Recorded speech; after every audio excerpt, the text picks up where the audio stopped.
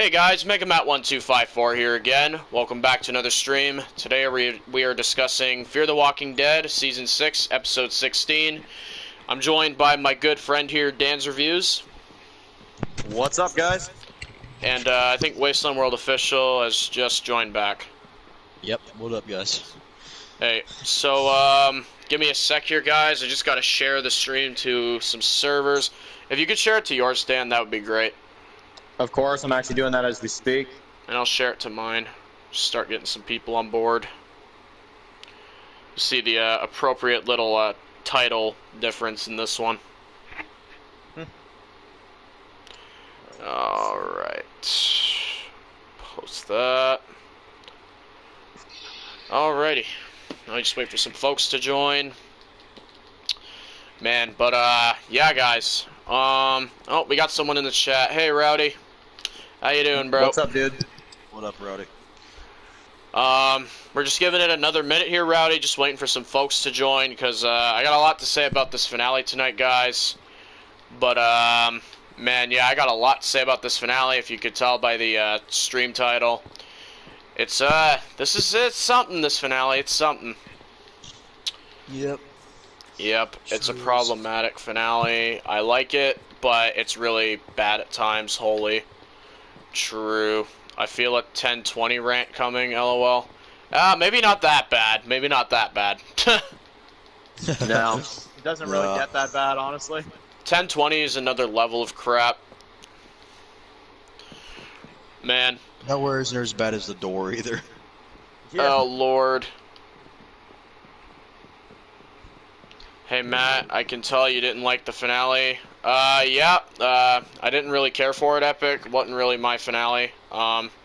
Hey, Giuseppe, welcome to the chat. Alright, we got a lot of people in the chat now, so I'm going to, start my review. Okay, so what did I think of Fear the Walking Dead, Season 6, Episode 16, The Beginning? Man, okay. Alright, is it horrible? No. It's not horrible, but it's like it's divisive. It's divisive. I'll say that. Okay, this is what I'll say about it. The end is the beginning group. Trash group, man. Waste of time. Pointless. Nothing happens. Riley, man. Oh my God, what did they do to that character, dude? He just gets killed by Charlie, of all people. He just gets shot by Charlie, and he dies, and he has, like, no dialogue. He charges at Daniel like an idiot, and then just dies. You completely ruined the fear from this guy, man. They friggin'... Oh, man. Honestly, guys, I'm lost for words on how butchered this happened, man. This is just a butchered character. After 6-11, honestly, the guy goes downhill. I'm not gonna lie, this guy goes downhill hard, man. And Teddy, yeah, what was the point of this guy? Really, what was the point of this guy? You meet him at the end of 6-11, and he's dead. I mean, we kind of expected it, but holy shit, this guy did not leave an impact. This guy sucks as a villain. He's bland. He's annoying. He's goofy as shit. He's like a cartoon character. This guy, man. You're telling me this is the big villain of season 6? Is this goofy old man? Like, oh my God, man. And then Dakota. Oh my good Lord, Dakota. Here's the one thing I could say that's good from this episode. Thank God she's dead, man. Thank God. This character was just... man, I hate this character so much. And we finally got to see Dakota die. She's finally dead. It was a freaking satisfying and brutal death. And when it happened, man, I was just like, goodbye, bye-bye, get the fuck out of The Walking Dead, goodbye. Man, and then, yeah, John Sr. They ruined John Sr. this episode. They didn't ruin his character, but holy shit, he sucks in this episode, guys. He shows up to confront Teddy and Dakota. He basically forgives Dakota for John Dory Jr.'s death. He forgives her, offers her to come with them, and then June forgives Dakota, and John Sr. doesn't kill Teddy. He just leaves, he just pieces out, and then Dakota just kills Teddy. What? What the fuck? What is going on here, guys? What is going on here? Teddy just gets shot and then just dies. It's just like that. It comes out of nowhere, too. Like, you have John Cena, just goes in the bunker, and then 5 seconds later, oh, Teddy's dead. And then Dakota just gets killed. Okay, so that plot line, terrible. Teddy's plot in this episode is garbage. I like nothing about it. Okay, then we get to Morgan's plot. Yeah, this pissed me off, too, guys. I don't know what the heck they were doing. They basically try to do a fake-out Morgan death. They try to make you think he's going to kill himself, and I'm not falling for it for 2 seconds, guys. I'm sitting there. I'm like, yeah, okay, you can kick in now, plot armor. I know that your plot armor's there. I mean, Morgan's not shooting himself. Let's just be real. That's not happening. And they're not going to off him and Grace in the same scene as well. They're not going to do that. And then, yeah, his plot basically just results in them finding baby Morgan and Rachel as a walker and Rufus. So they put the walker down. They take the baby. And then they try to make you think that another warhead's going to drop and that Morgan is going to die. And they basically try to Season 5 cliffhanger us again. They tried to do it again. They're like, oh yeah, guys, this is it for Morgan. Him and Grace and that baby, Rufus, they're all dead. This is it. But yeah, it's off screen though. But like, I'm telling you guys, Morgan's fine, Grace is fine, the baby's fine, and Rufus is fine. No one's dying in that scene. It's the most unbelievable cliffhanger they've done yet. Not falling for it. At least the Season 5 cliffhanger had some believability to it. This? Nah, stupid. Stupid. And then, well, I'm honestly trying to think here, guys. There's a lot of shit I gotta talk about here. Rolly. What the fuck were they doing with him? They randomly, he just turns against our group off screen because they were fighting. So he just joins the end is the beginning group, I guess. And then Daniel just shoots him in the head. Which it's like, okay, Daniel's cool for doing something badass again, but just it's out of nowhere. And it feels like a last-minute plot twist, too, because that did not feel planned, like, at all. That just felt like last minute. The writers are like, wait, we gotta have a traitor. Oh, Rolly, yeah, do it. Yep, kill him right now, yep. Which it's like, it's garbage, it's pointless. And the reason for Rolly's betrayal is actually laughable. He's just like, they're fighting, I don't like them, they're mean. And then he just betrays them. That's it. That's the reason he betrays them. It's friggin' stupid. And then we get Strand's plot. This one's not too bad, actually. I'm going to actually talk about some good stuff that this episode gave us. And I actually like Victor after the bomb goes off. And he says the line, I'm not Morgan Jones, I'm Victor Strand. And then you get this like dark music that starts coming in. I like that. That's cool. I like the scenes where he's kind of exploring the building and killing the walkers. I like that stuff. And then, yeah, something happens in Victor's plot that's just really bad. They just bring this random dude in named Howard. He's just there all of a sudden, and, like, apparently he's just there, and he's there for the frickin' explosion and everything. I'm like, hey, what's the point of this guy? Like, why in the middle of a frickin' explosion and, like, in the middle of all these characters trying to escape this bomb, they just bring in a new character, a random-ass new character, and, like, he survives the episode, so I'm like, okay, so he's in Season 7, but, like, what the heck happens now? Like, seriously, what the heck happens now? With that, I don't know. I guess Victor's a villain now. We'll have to see how that goes. But Howard's character, I'm gonna be honest here, guys. They should have brought him in either earlier in the season or in Season 7. This is the most random and out-of-place time to bring a random new character in. And especially, like, I don't know. It just makes no sense. I don't care for that. And then we get Dwight and Sherry's plot, which, oh man, I can't believe I'm about to say this. It's a side plot, and it's the best plot of the episode. This is the best it gets, guys, right here. Frig. That's not a compliment, by the way. So yeah, you got them trying to escape, like, the bombs and stuff. You have them kind of, like, you know, make up for, like, you know, the past stuff that, like, Sherry did. She kind of admits she was in the wrong. I thought that was good for Sherry's character. I like the scene with the shootout. I thought that was actually really cool, is they start taking out some of Teddy's, like, cult members, and they kill them. And then they shoot, like, the dude's kneecaps out, and they're like, enjoy the view, asshole. Like, I thought that was great, honestly. One of the best parts of the episode, easily. But, yeah, guys. And then they basically go in a bunker. They, like, seek refuge with this family, which I don't know if those guys are really going to play any, like, bigger point in Season 7. I noticed that they did survive the episode, so maybe they're almost going to be, like, new characters, too. But honestly, that's a good way you introduce some new characters. They did that right, where Howard just feels random as shit. Like, this feels a little more proper and more natural. It flows more with the story, I'd say. And then, yeah, basically, man, I don't know, like, guys, like, you see what I'm saying, though? There are good moments, but, like, there's, like, I don't know. There's so much bad with this one, though, man. Like, there's so much shit I hate about this episode.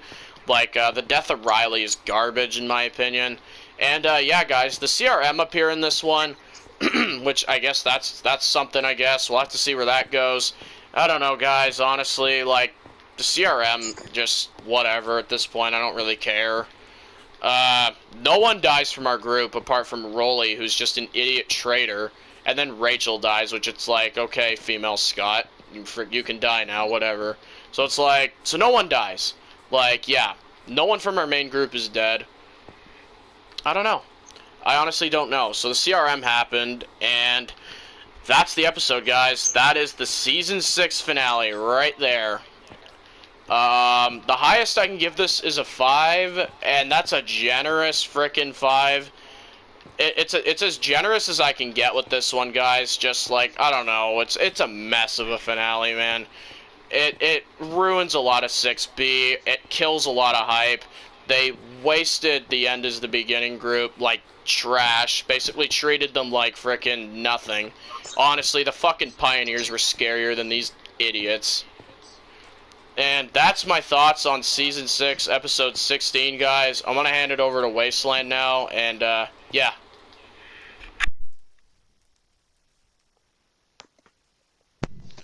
Hey guys, what is going on? It's Wasteland World Official here.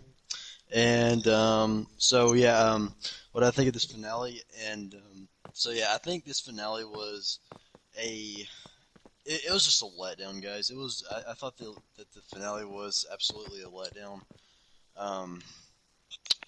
We got some plots that was building up forever, you know, like for like pretty much the whole entire half of the season, and it just basically falls flat. I mean, it's one that mostly in particular is the end is beginning plot line that we've seen build up since 601. Yeah, I mean, honestly, guys, it was a pretty like just lackluster season finale. But here's the thing: it wasn't just lackluster with like like too little going on. A bit too much was going on, honestly. So it's pretty much the exact opposite of freaking. It's basically the exact opposite of that lackluster. Let's take back what I said. But yeah, okay. So like you said, I mean, like Matt said at the beginning, you kind of get like this woman that freaking she's changing a tire, right? And she's like the one that Isaac was like Isaac's wife, and with the baby and crap. So yeah, you have that, and she breaks her leg.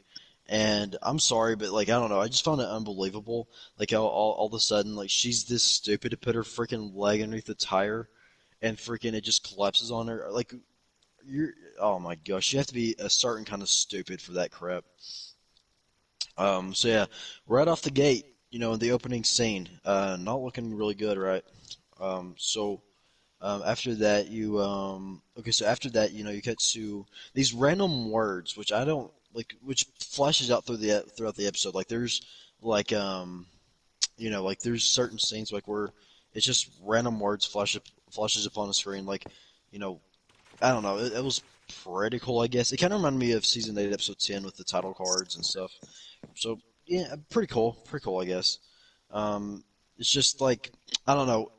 To me, it's just a bit overkill now. Like honestly, like it was cool back in the day. It was a bit new. It was fresh, but I don't know. Like now, like it's just getting old, guys. Like especially like after after they've done it again and again, and it's just yeah, it's just getting on my nerves. But I guess it was cool. But I mean, yeah, I'd rather them not do that anymore, just because I think it should have just been 8-10. Here, you know what? Here I'm going off on something completely different. All right, I'm gonna get back to the episode, guys. All right, so yeah, okay. Then after that, you kind of pick up with Daniel and their little Elm Wrap faction, and yeah, it was. I mean, their little faction was pretty cool. Besides freaking Rolly, that makes no sense. Like out of nowhere, Rolly is this.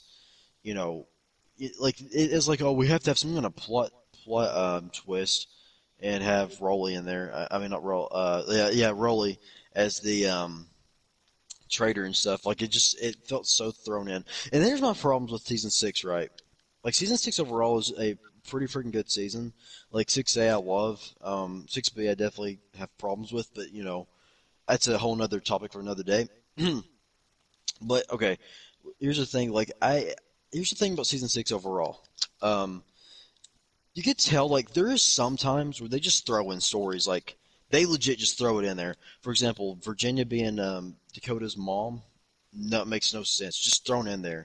The end is the beginning. I guarantee you guys, I absolutely freaking guarantee you that they were going to have that be a more bigger focus until they're like, oh well, we have to kill him off somehow. You know what? Let's just kill him off in the finale to make him because we have to have some kind of death. Oh man, yeah, I don't know. They throw it in there, and this is no different. Rolly with the plot twist and stuff. Just it falls so flat because it goes nowhere. I mean, it came out of nowhere, legit. Like, I mean, I don't know. That's good when things come out of nowhere, but in this particular moment, like, it didn't make any sense. Like, there was nothing. Like, you mean to tell me that this guy, one of the outcasts of Virginia, you know, he legit sees like people fighting and loses faith, even though like he's loyal to the outcasts and stuff, and like they fight all the time, and he still was a part of them. I don't know about you, but I smell plot hole. But there you go. Yeah, so freaking Rolly. Overall, waste of a character. I don't know what the crap they're doing with him, and I don't know like I really don't know what they were trying to accomplish with that character, but it goes nowhere in the end. Like it legit goes nowhere. Daniel shoots him, cool and stuff. Finally get some cool Daniel scenes after like freaking I don't know forever, and he Daniel kills him, which I mean I guess is like yeah like I said it's pretty freaking cool, but it just goes nowhere after that. Like they don't even really bring it up anymore after that. Then Charlie shoots Riley and well, you guys know where probably was sent on that. I think it's absolutely awful. I think it's stupid that Charlie, the same person, kills off another awesome character. Oh man, and I guarantee you that the writers wrote it in so like it was like like oh man Charlie she gets a lot of hate and stuff. We have to have her kill somebody. What about a villain? Even though it's a villain that we all love, I don't just I don't know, ridiculous.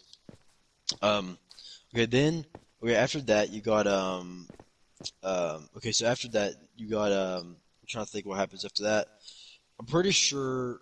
See, this episode is so all over the place, guys. Like it really does. I'm like it's all individual storylines, like in one episode. But I don't know. I get so thrown off because I can't remember. I keep forgetting what goes where. So I think next we get Dwight and Sherry, which yeah, their plot is pretty freaking cool. I mean, I guess it's pretty cool. They find that find that storm shelter, and there's some men in the beginning, like in the beginning, hiding out in it. They kill them, cool stuff. And then like that one, they leave that one out there to see the end. And yeah, that was cool. No complaints there. Like Matt said, probably one of the best plots of the episode for sure. Then after that, I am pretty sure we get Dakota and Teddy and John Senior stuff. I am pretty sure. Somebody correct me if I'm wrong, please, and like right if you don't mind. Okay, I'm just gonna go on with it.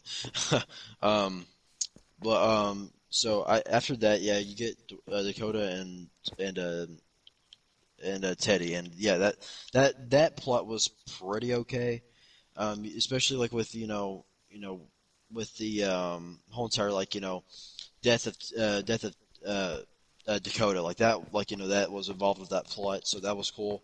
Um, John Senior forgiving, um, yeah, John Senior forgiving freaking Dakota was just so stupid and so just didn't need to happen.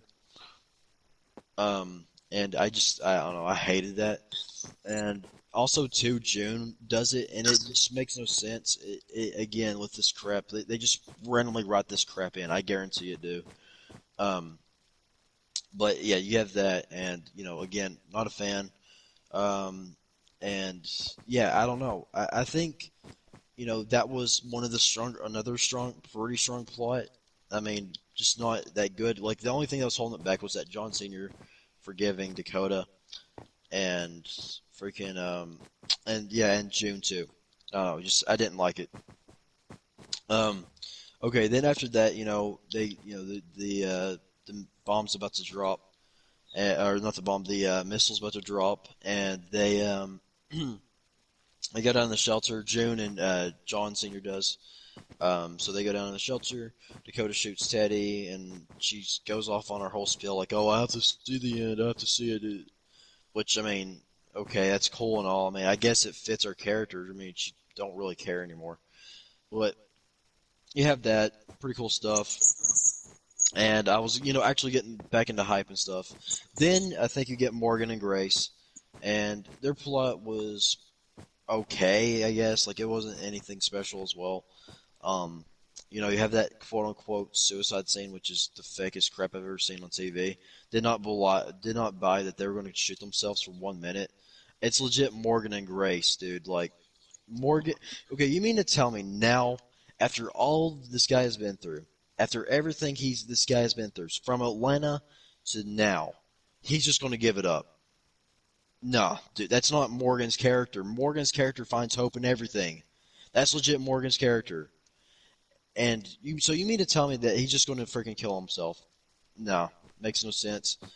And honestly, like say they did go with the suicide route, and they actually did kill off Morgan, that would be one of the worst deaths I've seen in TV. Period.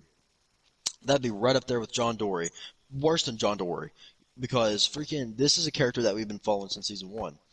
And if they went off with that whole entire suicide spill, and they actually did make him kill himself, I mean, talk about character butchering. I mean, fortunately they didn't do that, but they very well could have. Okay, so then yeah, after that you get Tara and not Tara, Rachel. I'm pretty sure her name. Yeah, she's a walker now. You got Rufus, and Rufus finds Morgan, and the baby and stuff is crying and stuff, and Morgan and Grace hear it. They kill Rachel. They take the baby, and then frick, guys, I am so sorry. I am completely missing out on a plot. Just because like I don't know, I keep forgetting about this plot. But Strand is also in this finale, and his plot was actually pretty awesome. Like I think that overall like his plot was very strong. There was nothing wrong with his plot. I mean, I really don't think there is really anything wrong with this plot.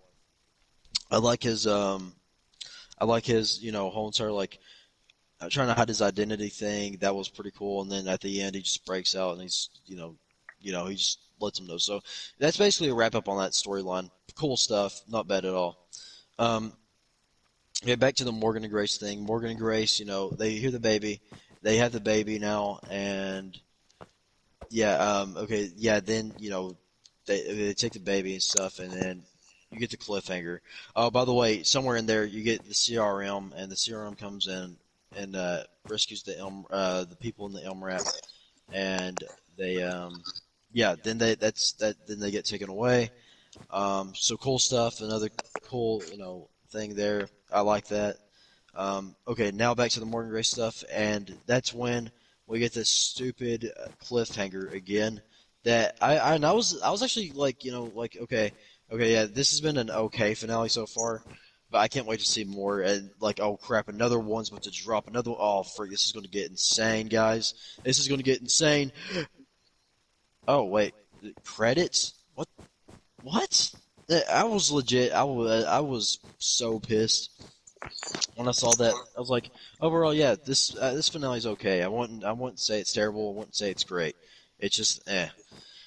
But now, like this other missile, it's about to drop, and it's about like this is going to get even better. Like what? Like just watch, it's going to get cool, and it just ends. I was so pissed, and I was just oh man, I'm sorry. It was so annoying because they done this crap last season with Morgan. They done this crap last season, and freaking oh my gosh, and it's not even going to get resolved probably. Like it's probably just going to cut back to season 7. It's like it's probably just have like on the freaking thing like 8 years later, and then like they're all like hunky dory surviving like that. I guarantee that's what they're going to do. They're going to skip out on that crap because there is confirmed to be a time jump in season 7. Where? Who knows? But my guess is that.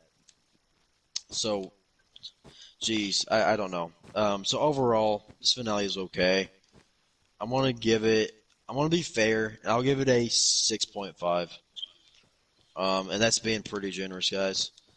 But yeah, now I'm gonna hand it over to my good buddy Dan's reviews, and so yeah. All right. So, what did I think of this episode of Fear the Walking Dead? Obviously, I definitely think this is not a, strong episode just because Fear the Walking Dead Season 6 has set the bar for some amazing episodes, and this is not an example of that. Basically, this finale, we have a lot of weird plots. We have, you know, everything that's going down with the end is the beginning group. We have a lot of, crappy kind of just ending, things of basically everything because we have, Teddy's plan. It's working now. We have, Riley and, his stuff, but it's just like, it's all just crumbling. Honestly, this episode, I don't understand what they were trying to do. Like, we literally start off with the most minor character you could possibly start off with, which is Rachel. And, okay, I did feel bad for her, but it's hard to feel bad for a character that you don't know very well. That's the problem. And also because of the simple fact that she doesn't really act too bright, in my opinion. Like, the way she injures her leg, the way that all kind of happens, I'm just not a fan of it. And I think that, honestly, her death when she just kills herself with her baby with her, mind you, just wasn't a fan of it. I really think, in retrospect, Rachel, throughout the whole time, she was just a nothing character. And in the end, she just kind of dies in a whatever way, to be honest. I don't know. I'm not a fan of it. But essentially, this episode, now, one compliment I can give this one, the frickin' intro, okay? Wow. I mean, I love this, It's like there's no music, there's no nothing. It's just Teddy standing there, and he's basically just kind of proud of himself as you see, everything kind of happening. And there's no music. It's just almost like the intro is blowing up, and it's like that's the end. That's the end of the season with an explosion in the final intro. So that portion of things I really like. Now let's talk about the other thing in this one. I know that voice from Daniel, that was ridiculous. And they knew it was ridiculous, and they knew that people would kind of theorize on this. And I'll admit, I'm the dummy that fell for it again for probably the 15th freaking time. And that is that, oh, I know that voice. I swear I know it. And it's not Madison. Duh, right? It's not Madison. They, clearly put that in a sneak peek just so you can kind of be like, oh, like, oh yeah, it's got to be Madison, right? Get the hype going, get the conversation going, and it's just like, no, no, that's not what they're doing. They're faking us out again. So, yay for that. That's just absolutely awesome. Thanks a lot, Fear. You outdone yourself again. So, anyway, now let's talk about the whole Rolly situation, because this, man, honestly, this was a slap in the frickin' face, guys. Honestly, Rolly being the spy all along in episode 10.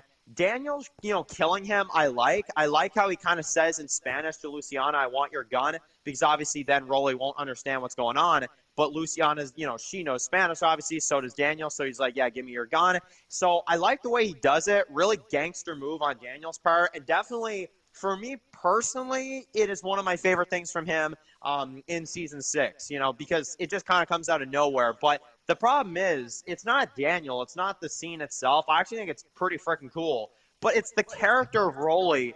I just don't understand, honestly.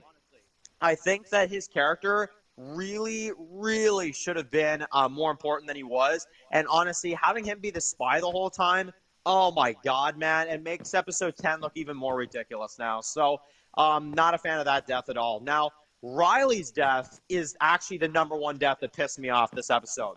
Waste of freaking potential, guys. Honestly, Nick Stahl, man, honestly, I'm sorry. Like, I want to say sorry to that guy, because honestly, I apologize for the stupidity freaking writing they did for that character, because honestly, you have a great character. You have so much potential. You could actually, if you kept him alive and you kept some of the End of the Beginning group members alive, you could actually make it to where it matters. Like, it actually matters. And, he actually becomes maybe the leader in season 7. Teddy dies. Yes, he dies in this finale. But then you could go on with him as the villain in season 7. And, he is, the big bad of season 7 with the End of the Beginning group. And it makes this finale have a point to it, because the group survives on into the next season with Riley as the main villain. But, guys, instead of doing that, Charlie just kills him. She just kills him. And I'm like, okay, I get it. He was going for a gun, this and that. I'm not even that mad about that, guys. It's just the death of Riley and them offing that character in the way they did. Pathetic. I'm sorry. It's absolutely not just kind of terrible. No, it is a disgrace, honestly. And yeah, I just feel bad for Nick Stahl, because honestly, what a waste of potential for a great actor like that. And honestly, it just, honestly, I would go more into it, but I don't want to rage more than I already am here. So let's just kind of move on here. But now, the whole John Sr. thing, him saying that he's going to, forgive Dakota for killing John. Okay, think about those words for a second, guys. I forgive you for killing my son. Who in their right mind would say those words? Honestly, I don't understand it. I seriously don't understand it. Dakota literally said that it is something that had to be done.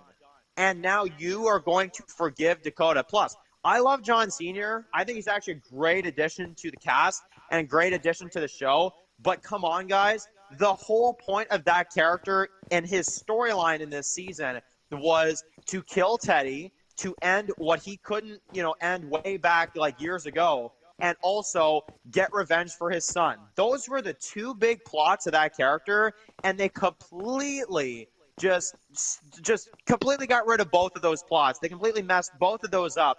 And this is where, honestly, this is how good John Sr. is. Even though those two storylines are messed up, he's still a great character. So there's something. At least he's still a good character. But, man, they freaking messed with his storylines in this one. They absolutely did. He should have been the one that killed Teddy. Should have been, either June or someone that kills Dakota. But, again, I'm not going to complain, because that moves to the next point that I want to hit, is Dakota's death. Now, okay, I've been complaining this whole time. Here's something I'm going to actually compliment from this episode. Dakota and her death, oh, freaking amazing. I mean, honestly, that is well-deserved, well overdue, and honestly, something that I've been waiting to see. We've all been waiting to see this. And not only was it just, maybe Dakota will die, she'll just get shot. No, she literally gets torched, guys. She literally gets completely burned. And, oh my God, just honestly, the way they did that, so satisfying.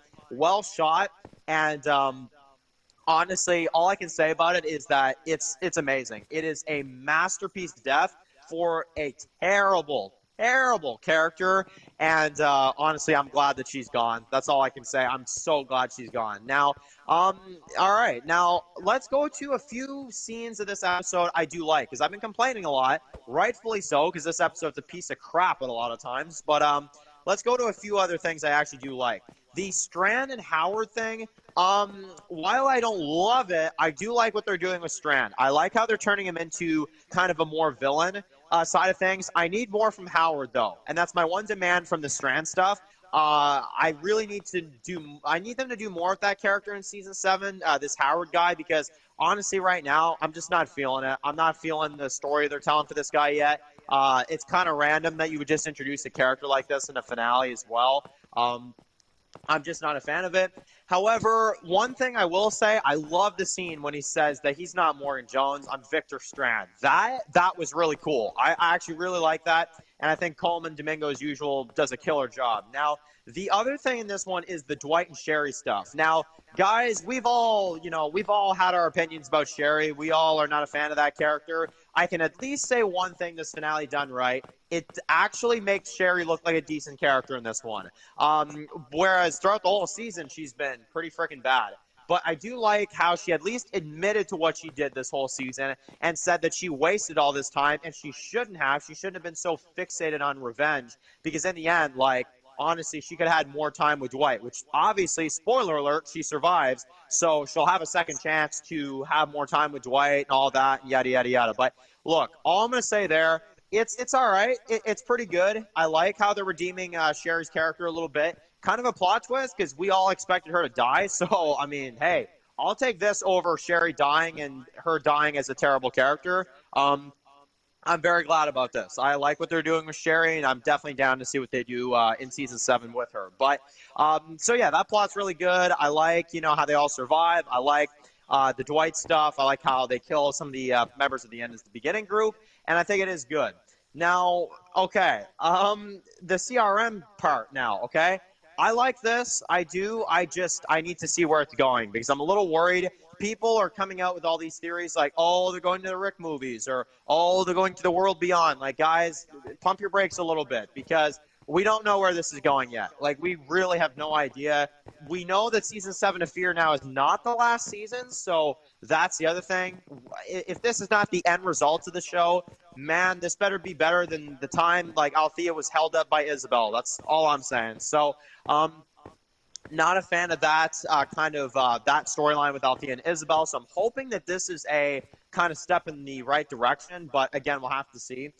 We know that some of these characters are going to get taken away, but look, if it wasn't for Daniel being in that helicopter, like, I'd be like, okay, they're probably going to off these characters and just have them disappear off the CRM. But because Daniel's in the helicopter, they're going to use these characters. We're going to see what happens to them in season 7. In my opinion, I don't think they're going to off these guys, and we'll just never see these characters again until the movies. So the CRM storyline definitely will play a role in season 7. So I got to compliment this. I think it is good. I'm a little kind of wondering on where it's going to go is all. Now the Morgan and that whole thing. I'm not a fan, guys, just because they pull the same crap as they did last year, and literally Morgan is, last year he's bleeding out. Last year, the dead are coming for him. This season, he's literally about to shoot himself, and it's like, okay, Morgan Jones, the 1 out of 2 characters from the very first pilot episode of The Walking Dead, is about to shoot himself with his, I guess, girlfriend. I mean, whatever that relationship is. But anyway, you get the point. They're literally about to shoot themselves, and it's literally like, I'm just like, okay, so are you trying to pull the same crap as last year? And guys, it literally gets better. They then literally go out there. They make it seem like Morgan and them die, and they take cover under like a car, under this big explosion. I'm just like, okay then. And yeah, guys, honestly, I'm not a fan of the Morgan stuff. It's either just a bunch of fake outs, it's just random crap, or it's a terrible ending for the episode. And Morgan, as a character in this one, he just doesn't do anything for me that's really much of a standout. So yeah, That is really all I want to say. Obviously, like in my review, I go into a lot of detail, but just for kind of a sake of looking at this episode here, there's not like it's not all bad. There are some decent plots in this one. I like the Strand stuff, but to a certain extent.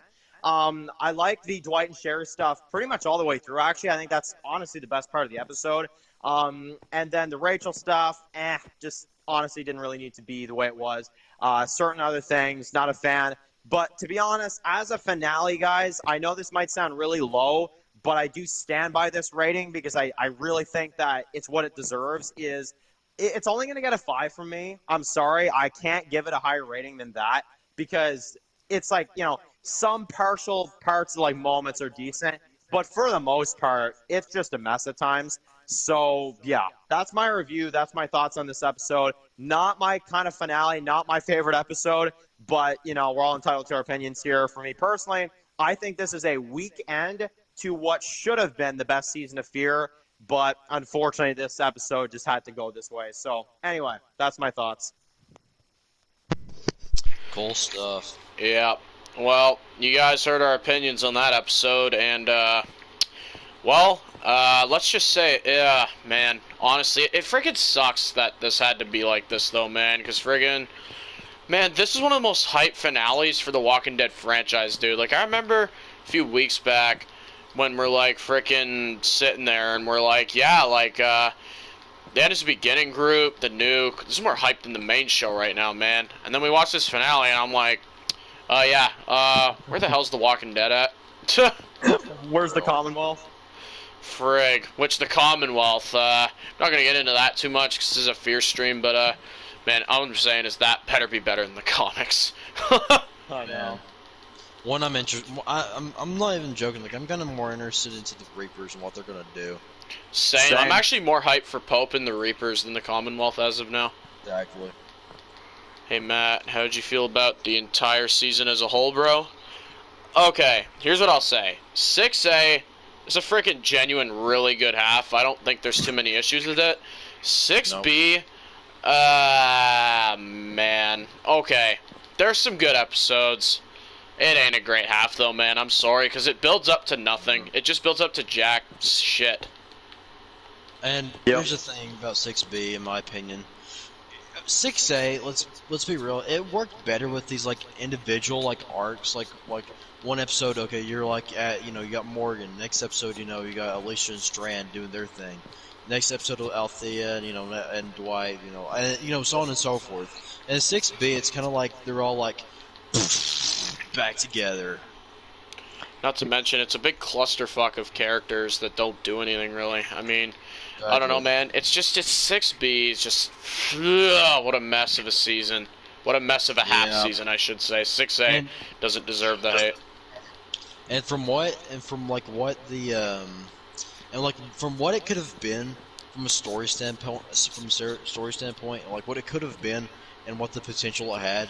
Oh man, it's sad. It's sad. Makes me sick, honestly.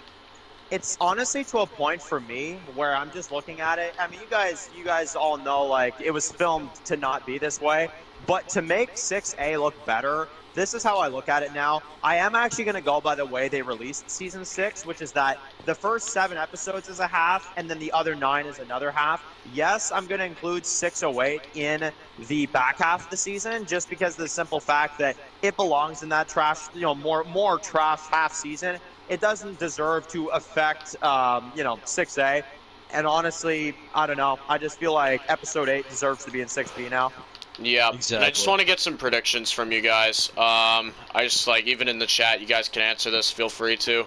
I personally think this is a load of shit. I don't think this is going anywhere, and I don't even think it's going to get mentioned in Season 7. But there are some people I'm noticing that think this is going to happen. Do you think Grace, Morgan, the baby, and Rufus are all dead from the second warhead? Well, here's the thing. here's the thing, right? I'm not even joking to you. They legit released a promo just a minute, not even, a bit ago, of the season 7 cast, and it confirms all of the people that's in the season 6 finale are alive and well in the season 7. Okay, so Morgan's fine, Grace is fine. Okay, so that cliffhanger means nothing. All right then. Yeah, cliffhanger is just a lazy thing. Like, man, I don't know what else to do with this episode. Okay, let's just end it. It's a Well, failed attempt at a cliffhanger in my eyes, to be honest. It just doesn't do anything, and all it is, it's just, oh look, they're probably gonna die. Ooh, come back next season. Then 2 seconds later, they're like, oh yeah, man, Morgan's story in season 7, like, oh, that's gonna be so cool. Like, really? Come on, Yep. man. Yep. yeah. And like, I don't know. It's just like, I think that like, here's the thing with Fear. They do these things right that trying to make you think like, oh boy, here we go. We're getting into some deep stuff this next season. Oh, or like this next half or whatever. Oh boy, we're gonna get some good stuff. You cut back to it, and it's just like they're like, for example, you would have like an ending saying like maybe they're like in a horde or something, like, oh frick, they're all getting closed in. Oh no, what the crap they're gonna do? It just ends. Oh no, frick, I can't wait for next season. This is gonna get resolved, right? And it opens up and it's like them all cleaning up the walkers, like dead bodies and stuff. It's like, okay, well that was pointless then. This is what it's legit like. This is it, I guarantee you, like, this is what it would be like. It's like a certain Doom, right? And like, Yep. you friggin' have like, I don't know. You have them go into the horde, right? And like, they're in the middle of the horde, and then like you get this intense zoom up on like Daryl's face, and it cuts to black, and then the next episode, which would be the season 11 premiere, would just be frickin' like them at the aftermath. Exactly, just them freaking like taking out bodies and like killing some, and like freaking putting down a bunch of like randoms. Yep. But honestly, this is how I look at it. I mean, I've kind of like been back and forth on this for a good while, but this is what I've ultimately like came to, especially after the way season 6B went. Honestly, the one word to describe Fear the Walking Dead as a series overall is letdown. And the reason why I say that is because every time there's a new season of Fear, they try to hype it up like, oh look, Morgan's crossing over, you gotta watch. Or, oh look, there's Dwight and Daniel in this season, oh, you gotta watch. Or, oh, there's a really dark season coming up with a bounty hunter and all this stuff, which it's like, that's the one time they hyped it up and it worked. But then they're also like, oh, there's this really crazy group that's called like The End is the Beginning and stuff like that. There's this like all these really famous actors from this group, like, oh, you can't miss this season. Every time they advertise it, it always starts off pretty decent, and then every time, aside from 6A, Fear always looks good. You watch it, and it goes to crap. Exactly. Yeah. Which while you were just talking there, Dan, like it just hit me. Like honestly, this horrible frickin' revelation just hit me. I don't know if you guys agree with this, but fucking Emil is the best villain of Fear season 6, and he's in one episode. Yep. Oh, I agree. Yep. I will gladly say he's the best villain, though, because, Virginia cringed, Teddy cringed. I would have honestly said Riley if the dude would have had more time, but nope, no, that's not happening. Yeah. Yep. Hey, Matt, Dakota was technically a Martha 2.0 because she was introduced in season 6, hated, and then got killed. Honestly, she is Martha tier, honestly. She's not as cringe, but, like, she's pretty freaking up there as a bad villain. I still think Martha's worse, though. Oh, Same. Martha's definitely worse. I would rather see Dakota than Martha, but that's honestly not saying much, man. Yep. Yeah. Emil is the best villain of Fear. That's going to Troy Otto for me personally. Same. For me, it's going to go to, Troy Otto. Like that. That's pitiful, Fear, man. That's pitiful. Like Troy Otto's great, but Dad June. Well, here's the thing with Troy is he's an internal threat. He's not like a major villain or anything. I would have honestly said that this would have been the best villain if the dude would have stayed around longer as Proctor John. Because, like, dude, this actor, I'm just saying, he can frickin' act. And it just sucks that this dude was, like, literally in only 2 episodes. That's why Troy wins for me. Yes, the guy is, like, he's an internal threat, but he just does more as a character and, like, honestly raises more hell than, like, a lot of these other villains in the show. Oh, yeah. Yeah. For sure. So after seeing the second half, would you say Season 3 is better than Season 6? It's a tie for me, because 6A is really good. Okay, Season 6 is like... I don't know. I think overall 3 is probably better, but 6, like, I mean, it's still those 6A, man, like that's like my favorite half of the show. No joke. That's what I'm saying. That's why it's a tie for me, because 6A smokes like a majority of season 3 for me. Exactly. Yep. But like, think about it though. You have like an entire season of season 3 versus one half season of another season. Like, that's where I have to say season 3 might actually take the win, but like slightly, like not by much. Yeah. Exactly. Hey Matt, Which, I now mean, that Dakota is dead, thank God I'll be watching season 7. Yep, well, I'd catch up on 6B Epic. Yep. You got to Yeah. understand what's going on and all. Exactly. Yeah. Honestly, like, if you just start season 7 right now, you're gonna be like, you're gonna be so confused. You'll be lost. You'll be lost. Alright, Fear just can't do villains, it seems. Yeah, no, I agree with you, Rowdy. The villains in Fear, the catalog of villains we've had have all been terrible except for Troy and Emil. That's literally it. I mean, take a look. I mean, for freaking Walking Dead, you get Shane, Governor, Negan, Simon, Alpha, Beta. Like, dude, oh my gosh, some awesome freaking villains. And then you got Fear, and you got Troy's like their best pick, and then you got Teddy, which is a letdown. You get freaking Riley, which is another freaking letdown. You get like Emil, which is awesome, and then you get like Kawataka, which could have been cool, but dang, did they screw the ball on that one? Yeah. Dr. John, which could have been cool, but did they screw the ball on that one? You got freaking Andrew and this freaking other idiot that don't even have a name. Yep. That's why I use the one word to describe Fear, letdown, because they've always got such an advantage, I find. They've always got such a big chance to, like, make something amazing, and they always let us down. Like, honestly, the only time they never let us down was 6A. A lot of the stuff, they didn't let us down. But with the rest of the show, it always looks good, and then when you see the storyline play out, you're like, what the hell was that? Exactly. Exactly, Like, yeah. I remember seeing the 6B trailers, and my hype was through the roof, bro. But after knowing what it goes to, man, like, JD is the only episode I can say, like, dang, that was freaking amazing. Yep. Agreed. Let me guess, Madison didn't appear in this finale. Not only did she not appear, but the theory of her returning, in my opinion, is done now. It's over. I'm sorry, bro, but I'm telling you, dude, it's not happening. It's done. Yep. It needs to be, though. That's the thing. It needs to be done because, honestly, and this is the biggest point I say, like, for all y'all that still want Madison back, just think about this, okay? June 2018. Think about that. June 2018. We are freaking June 2021. Like, guys, it's over. Yeah, put that, like, honestly, like, for you guys that still, like, people that, still think Madison is out there, like, please do yourself a favor and just put that thing to bed. Yeah. Yep. It'll help your mental, like, it'll help your mental well-being, honestly, if you just let it go. Because I have, honestly, the last straw for me was the I know that voice. Like, that was just, okay, really there, bud? But it's like, after that, I'm just like, and when that didn't turn out, I'm like, all right, I'm done. And Fear the Walking Dead died when Madison Clark died. Me personally, I'd have to disagree with you on that one. Just because Morgan Jones, like, don't at me, guys, but Morgan Jones smokes Madison Clark for me. Oh, big time.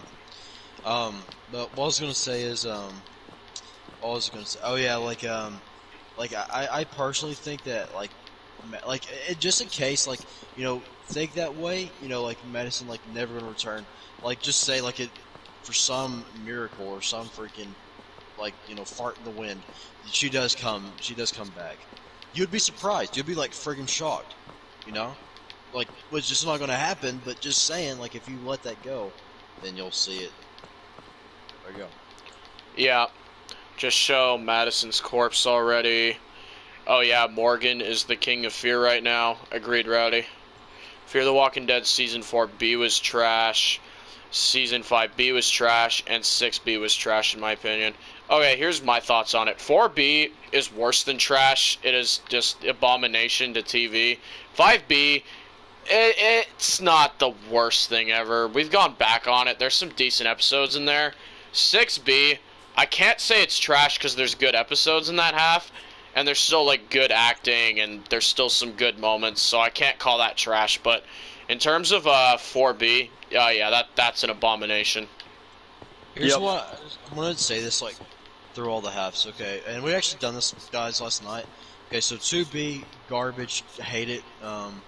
Okay, 3B is actually pretty freaking good, and then okay, 4B is freaking like mind-meltingly freaking garbage. Yeah. And 5B is it's whatever, and then 6B is it's whatever. There you go. Yep, that's honestly, this is how I rank them just personally. Like, yeah, 2B, it's terrible. 3B, pretty good actually. Like, it's actually a pretty good half. You got 4B, which is atrocious in my opinion. You got freaking 5B, which is just it's just kind of bad, I guess. It's just kind of bad. And then you've got 6B, which in my opinion is just okay. It's just whatever. Yeah. Agreed. Yep. Would you guys say The Holding is a bad episode now? No, because it's an entertaining standalone. Exactly. It's okay. For a standalone portion, I agree. It still remains as really good. As a episode for the plot and like the overall story, yeah, it falls short now. Yeah. Alright. Will you guys be at Brian's stream tomorrow? Depending on my schedule, just because, like, I have a lot of survival stuff I gotta do still. Yeah. No. Yeah, it all depends. Honestly, guys, I've been rather busy here myself, so we'll have to see. It all just depends on my time. Yeah. I just don't want to come. Alright. Fear does good or great first halves and problematic second halves. Yeah. Usually the first halves are good, but there's been some bad first halves as well, like 2A, 5A is okay. 4A, I'm gonna shock you guys. I think that's a genuine solid half. Oh, yeah, it is. same here, dude. 6A is a masterpiece in my opinion. Like 7 is got its issues, but honestly, it's one kind of not great episode. So honestly, 6A done its job. And it's even like 6 or 7, like you even got some cool stuff in there. Like the walkers, like are some of the best walkers of the franchise. Freaking Morgan coming back was awesome, and then the standoff was phenomenal, and the cliffhanger was pretty cool. So there you go. Yeah. Yep. Well, you guys know my opinion on episode 7. Actually, I think it's a pretty freaking good episode. I don't like the Ed portion of things, but like honestly, aside from that, I don't know. I think it actually remains as a really good episode. Well, I finally found what Ed's purpose is in that episode, though. This is my theory. He's there to set up the fact that Dakota's a psychopath. Yeah, Yep. I don't know. I'm still not going to convince me to be a fan of it. Sorry. That's what I'm Me saying. neither. I'm not a fan of it, but that's kind of my theory on what the whole point of him is. Should have Man. been the innocent beginning, bud. That's what it should have Man, been. Oh, I'm yeah. sorry though. People ignore this, and I honestly, now that season 6 is over, I kind of want to just remind people of this because people overlook this. I don't know why, but Alicia in that episode literally sticks up for Dakota, demands because Morgan doesn't want to take a chance. Like he's just like, I don't want to bring this like new little girl with us. Like I'm not taking that chance. I don't even know her. And Alicia's just like, no, we must go. If Dakota goes. Like, if Dakota doesn't go, like, I don't go, Morgan's like, ugh, all right, Dakota's welcome. Not even one episode later, she shoots John. I feel like people forget the fact that it was Alicia's demand that Dakota would come. I'm just going to point that out. Yeah. All right. So we IMO can't leave her here. 405's a masterpiece. Hey, 405? guys. I don't know who it is. That's the one with the June flashback and John where you see how they meet. That's a good episode, yeah. It's good. I'm not calling it a masterpiece, but it's good, yeah. Yeah. Hey guys, I've been doing a Jurassic Park marathon, been having fun. Oh yeah, those are some pretty good movies, Epic. Pretty cool stuff, yeah. Hey Dan, will you be doing a video ranking all the episodes of season 6? Yes, I will, and I've actually made the majority of that list, so it'll actually be coming up in a few days, but man, I know opinions are going to be really, like, separated. Man, I can't wait. I'll be checking that one out in its full video for that one. Same, yeah. Cool. Alicia is part responsible for John's death. Exactly. She's like 50% responsible. Dan, I forgot if you'd done this, but did you like I for some reason I feel like you've done this, but I don't know. Did you rank the episodes for each season? Ranked it. Yes, I have. Well, yeah, for certain seasons. Also, speaking of ranking, guys, I think I told Rowdy this, but this is also another thing I'm going to do. I'm going to also rank all 16 like intros for this season, like music-wise, visually, which ones are the best to worst. So that's another thing I'll be doing soon. Oh, that's going to be a Awesome. fun one. I'll be checking that one out too. All right, let's see here. Hey Dan, you doing a full season review of Fear the Walking Dead season 6?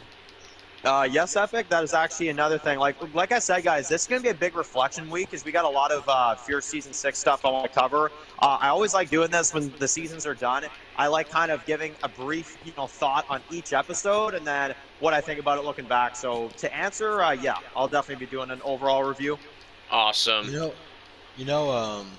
I was gonna say is, I think, what was I gonna say?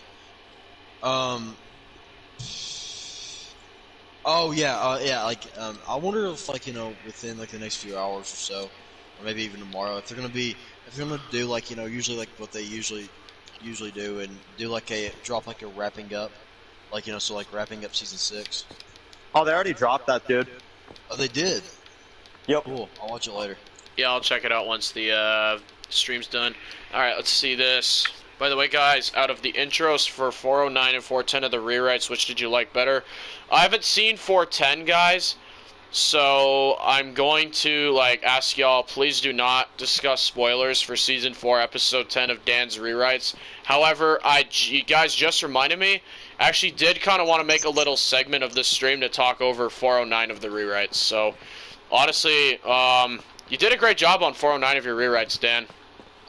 I appreciate it, dude. Yeah, and obviously, well, I don't want to spoil too much, but obviously, if you guys don't want to hear, maybe just kind of watch out here because there will be a little bit of a spoiler here. But yes, deciding to kill off Charlie, that is just an idea I wanted to do because honestly, I know a lot of people wanted to see the character live on, but I don't know. I just think that a character that has done the action she's done, I can't keep a character like that, but I will say, guys, it definitely does evolve.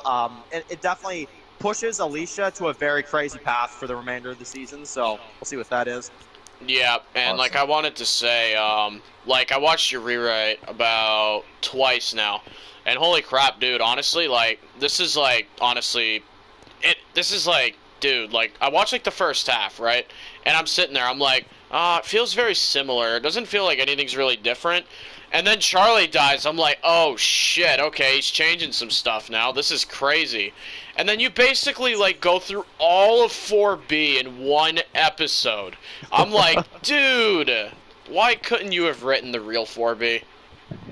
Yep. Appreciate it, dude. Well, yeah, and I all I really tried to do is just honestly cut out all the crap that 4B had. The other thing is, guys, and this is actually, believe it or not, this isn't even writing it out or doing all this stuff. That's not even the that stuff is actually pretty easy compared to this, which is going through all of the images that I use in these rewrites and having putting upgrading the color, trying to add that in. I try to do that just to help visually while you guys watch it, to have a full color while you guys watch these episodes.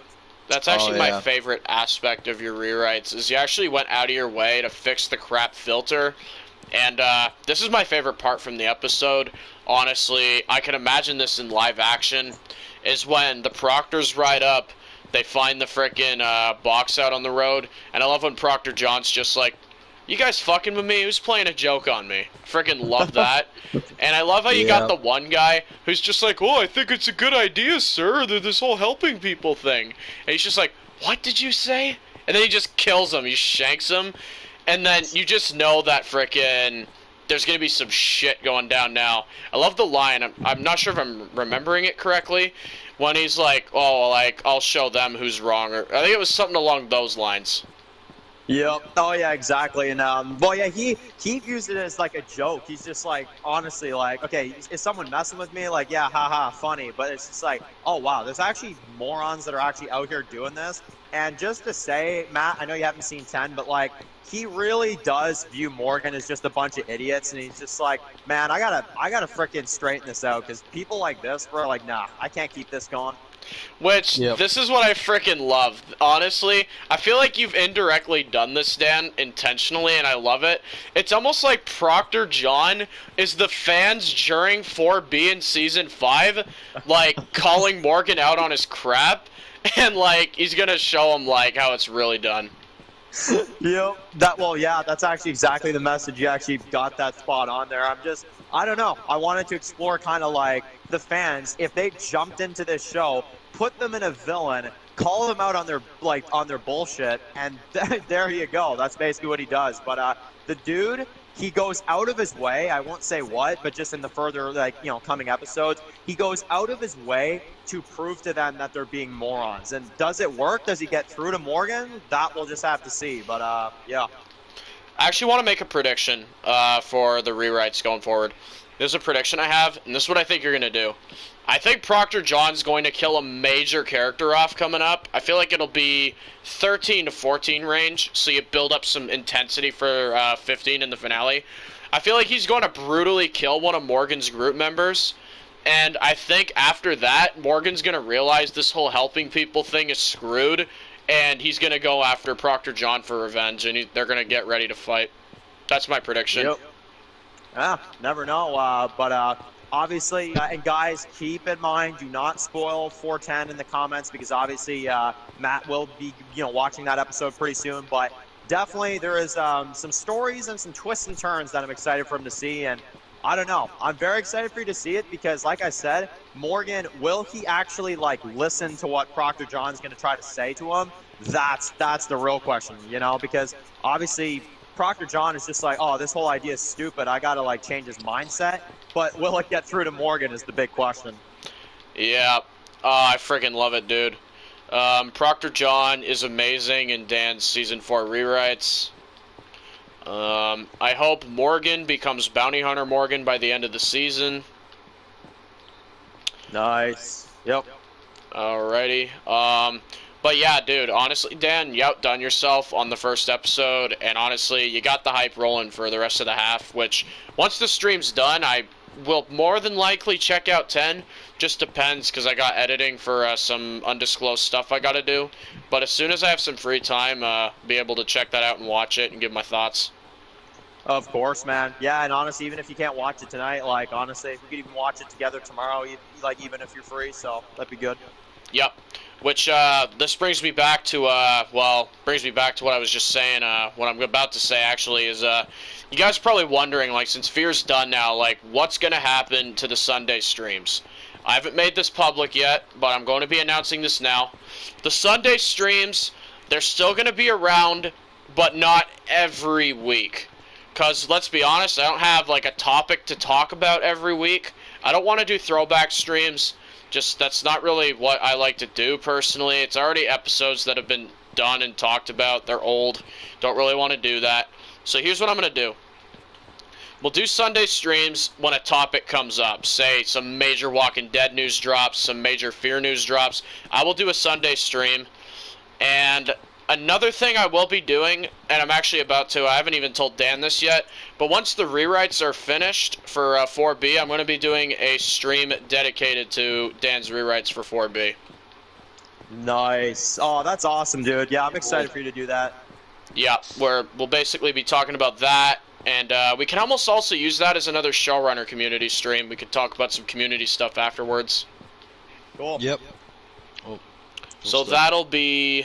You're airing every Sunday, right, Dan? I'm airing every Sunday. Keep in mind, though, guys, on July 4th, there's going to be a break between episodes 12 and 13 by a week. So, if I'm looking at these dates right, I'm just kind of looking at these now. We're going to have, episode 11 on the 20th, 12 on the 27th, 13, 14, 15, 16. Okay, so August 1st is the night that the finale will air. Cool. Are you going to do World Gone Mad streams? I will be doing a stream when the half season is done, but for reviews, I'll just be doing regular MGM reviews.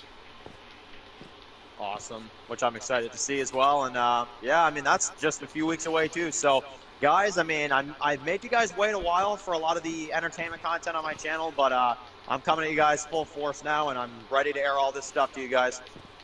Yeah. So yeah, guys, Sunday streams, they will not be leaving during the break.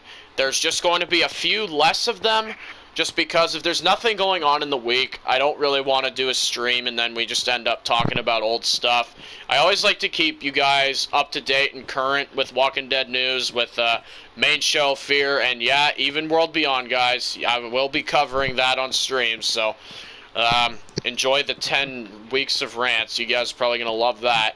And anytime there's news, like major news, I will drop a stream for it. Say Walking Dead Season 11 trailer, Season 7 trailer, like some clips drop. Like, we will be covering that here on a stream. Yep. Alright, let's see some comments. Dan, I'm going to do a review video for the Fear the Walking Dead Season 4 rewrites. Nice. Who said that? Walker Dead. Awesome. Oh, dude, that's awesome, dude. And I'm glad to hear you enjoyed the first 2 episodes, man. And I'll definitely be checking that out, dude. Hey, Matt, Ratchet and Clank Rift Apart has been a masterpiece so far. I'll have to get a PS5 to play it, so that'll be a while till I play that, but I heard it's really good. Yep. Can't wait for people to see the intros I did for the rewrites. Yep. Because, yeah, guys, that's actually public now. Me and Rowdy have kept that under wraps for a very long time. But, yeah, me and Rowdy actually, like, a good little while back, we actually went through. He made intros for all these episodes. And, man, honestly, guys, he done a killer job. So if you want to see the intros separately, go to his channel. And he has the first 2 intros uploaded if you guys are interested. So, yeah, definitely check that out.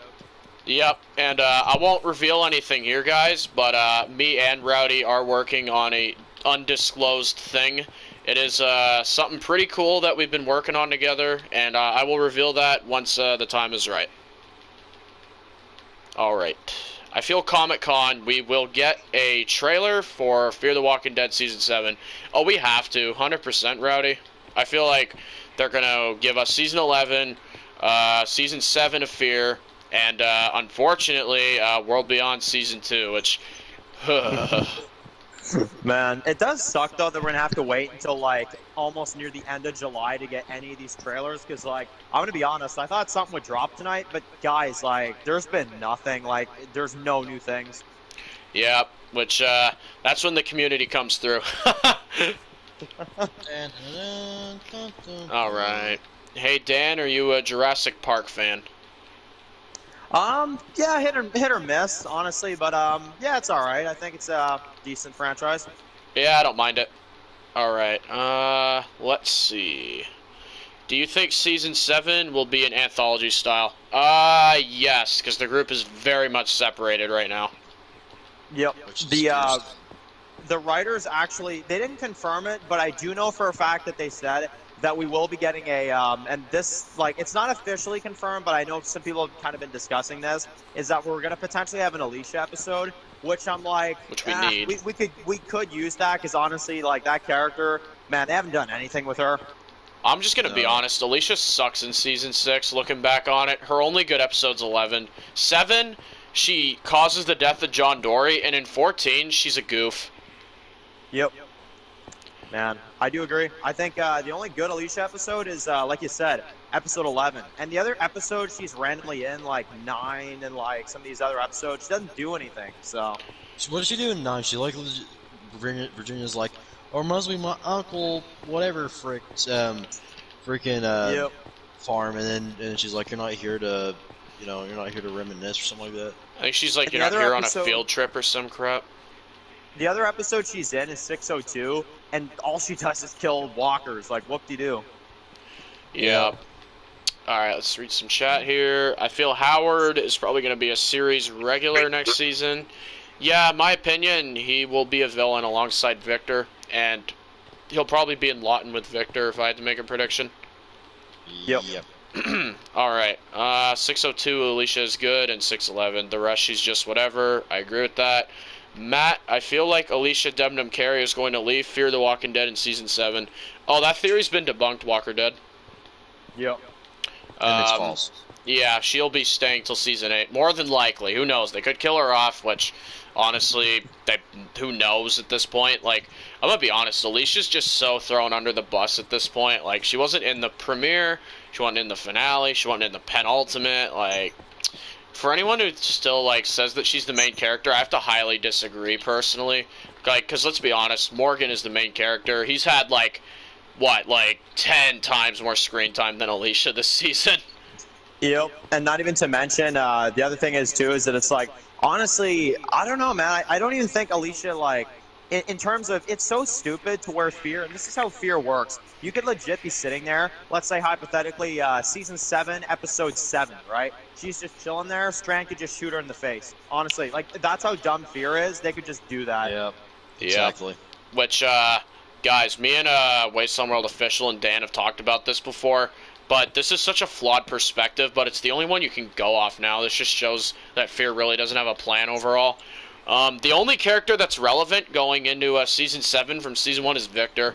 He's the only one that's had a cohesive plot since Season 1, which means technically you're viewing Fear the Walking Dead from Victor's perspective. That is so flawed. Oh. No. Frick, man. Because he's the only Season 1 character that matters at this point. Like, that's it. Because, honestly, Daniel and Alicia have been, like, shoved off to the side. Victor still feels like a main character. But, like, dude, that's it from Season 1? Just Victor? Yep. Man. Which means you're viewing the show from his perspective, if you ask me personally. Yep. Man. It's not how it was supposed to go, though. That's what I have to always point out. Because, like, man, that was not the plan. Nah, the plan was to make Madison a villain, which, in my opinion, Strand's taken that plot from her now. They're just going to use Strand for that storyline. Yep. Which I'm going to give a chance. I'm going to see what they do with it. Like, I'm not going to judge it, because I think so far it's actually being built up pretty well. Yep, man. Alright. Strand as a villain will be great. Agreed, I just need to see a bit more. Hey Dan, would you do a Jurassic Park movie ranking? I don't know if I care about it enough to do that, but again, with enough demand, I could, honestly. You never know. Cool. Dan, will you do rank polls for the rewrites? Like polls, like you mean? Ranking my own episodes, you mean? That's Rowdy who asked that. I'm not sure. Rowdy, what do you mean by that? We're just kind of curious. Because, yeah, I was going to say, if it's ranking polls, I'm not going to rank my own episodes. I would just, I don't know. I would feel kind of weird doing that. Personally, I don't rank my stuff either. Yeah. I like stuff. What? Yep. Alright, here again. Freaking June has more screen time. I'm just reading some older comments here. Alright. No, I mean like community posts like you did for the Fear show. Oh, I know what you're saying. Yeah. Actually, Rowdy, you kind of just gave me an idea here. What I'm going to do, actually, is tomorrow, yeah, I'll probably do this tomorrow. I'll say what's better, 409 or 410. Yeah, I think I'll do that, actually. Yep, and tonight I'll be watching 410 when I get some free time. And once you put your community post, I shall be voting. Cool. It's like the election, but not. Yeah. Man, you guys really dislike Alicia. Well, it's not like we don't dislike her, Epic. We just have problems with her. Yep. I'm sorry. I can't say I love a character that inadvertently, like, demanded Dakota would come, and then therefore she just shoots John. Like, I don't know. Yeah. Exactly. Matt, go ahead. Not to mention, she legit shot John in Season 4. She freaking brought the pirates on themselves way back in Season 2. Season 3, she's actually pretty good that season. Season 4B, she's like, she like freaking becomes a Charlie freaking like mother or whatever. She's like, oh, we gotta take you to the beach. Then 5B, she's like legit a painter. 6A, like beside 602, she's like whatever. And then 6B, like 611, she's cool. 614, she's an idiot. There you go. So overall, Alicia, yeah, not a great character as people make her out to be. Yeah, No. I love Alicia Clark, but Ian and Andrew needs to stop treating her like trash. Well, I mean, I'm gonna be honest here. That character, I was never a big fan of, but I do agree with that because she's the last from the Clark family, and she should not have less screen time than Victor. I'm just gonna be honest here. That's a big flaw for that character. It's not bad for the story. It's not bad for the show. It's just in terms of the overall impact of season 1. Let's be honest, Alicia has been around quite a bit longer than Victor. And the fact that Victor's the only season 1 character that matters, that's really pathetic if you ask me. Yeah. It is. Like, Let's see. I don't know, man. It's like you have Alicia and Daniel that's still around, but like you use Victor more. I don't get that, but hey, I mean, kudos to frickin' them for actually making Victor a good character. It's just make some room for Daniel and Alicia as well. Man, not to mention, Daniel has been such a failed character that literally now, like, his new homie is Sarah. I'm like, bro, why is he hanging out with Sarah so much? Ugh. Friggin' Sarah is freaking as interesting as a bag of farts, dude. Yeah, agreed. Yep. Matt, I have a feeling that Fear the Walking Dead 7B is going to be trash and garbage. I mean, I don't blame you. I mean, it's the going trend, but I'm going to give it a chance no matter what. Same. Yep. But honestly, I don't blame you for having that opinion. Man, guys, plot twist. Imagine if 7A is trash and 7B is like a masterpiece of television. Oh, man. Hey, Matt, Fear the Walking Dead Season 6 finale versus Last of Us Part 2. Oh, Season 6 finale smokes Last of Us 2. Yeah. Masterpiece Same. compared. Like, Season 6 finale is a masterpiece compared to that. Okay, guys, I want to hear your opinions on this. All right, and you guys in the comments as well, put it down there. Okay, which do you think? Which one do you think is an even bigger fail and a bigger like pretty much like a bigger like friggin' series killer, whatever? Yeah. Oh, okay. The Last Jedi or Last of Us Part 2? Oh, Last of Us 2, easily. Last Last of Us Jedi 2. didn't kill the franchise. It was just a terrible movie. Where Last of Us 2, in my opinion, brutally murdered that franchise. Whereas, like, no one really cares about it anymore. Like, no one wants anything to do with it. Where at least Star Wars recovered because it has Mandalorian and all that happening. Yep. Alright, let's see. Trash character to go with other trash characters. Sarah might as well go to World Beyond, LOL. Agreed. Maybe they'll Sarah. send her over there. I have not seen Last Jedi. Count yourself lucky, Rowdy. Yeah, don't. I highly recommend you not watch it, bro. The guy Stay that away. plays Luke Skywalker, like Mark Hamill, fucking hates that movie. Yeah, he hates it like so much that he legit reveals all the crap that went on behind the scenes and how much he got screwed over. Yeah, he exposed like Disney and all this crap. Honestly, it's a disgrace to the original movies, and it's disrespectful to the original like vision of the creator, Exactly. which is George Lucas. Oh, and speaking of which, George Lucas has also came out and said how much he hates what Disney done to his franchise. Which Yep. he always says I know it was my fault for selling the franchise to Disney and I created this monster, but still though you gotta look at where he was at the time.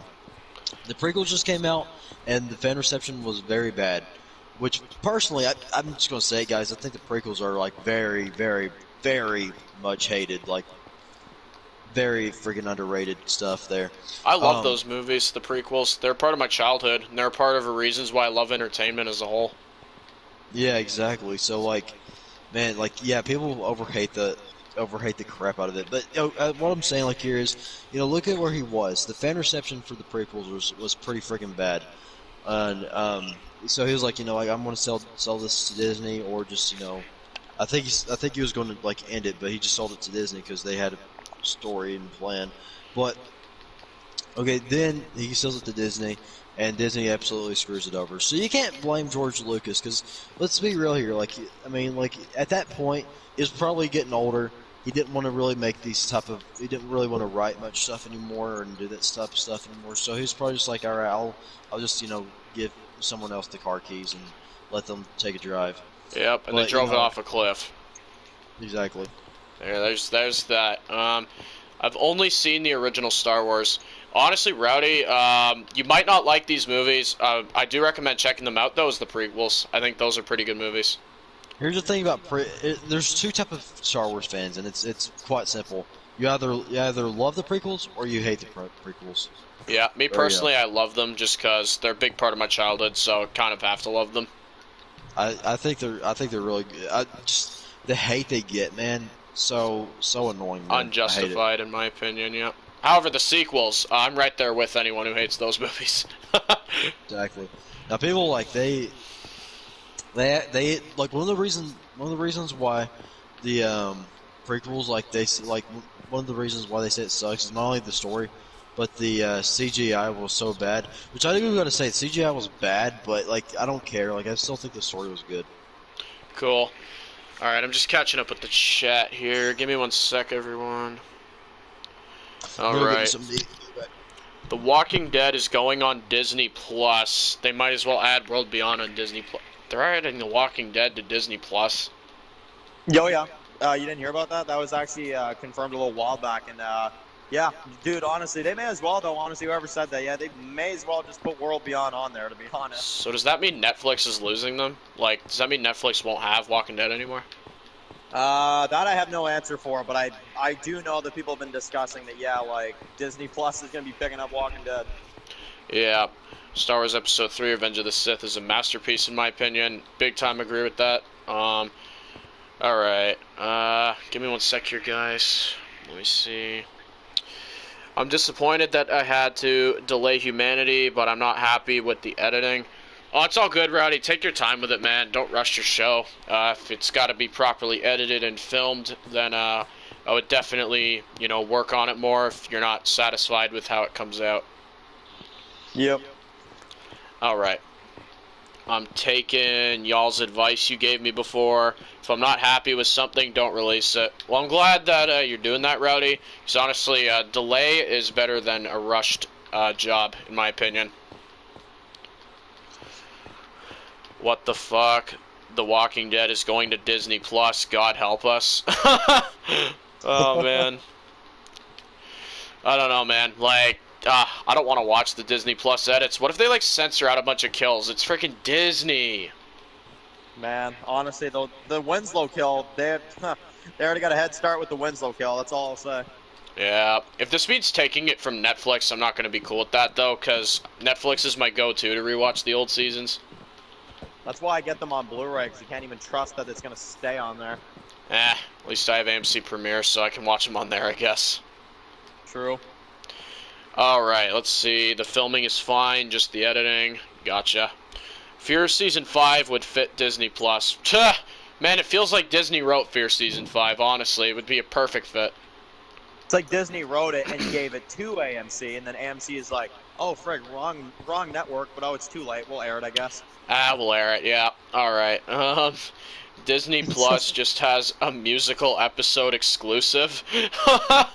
Oh my god. It's like, yeah, Fear actually has an extra 17th episode, guys, of Season 5. Oh, man. No thank you, dude. Frig.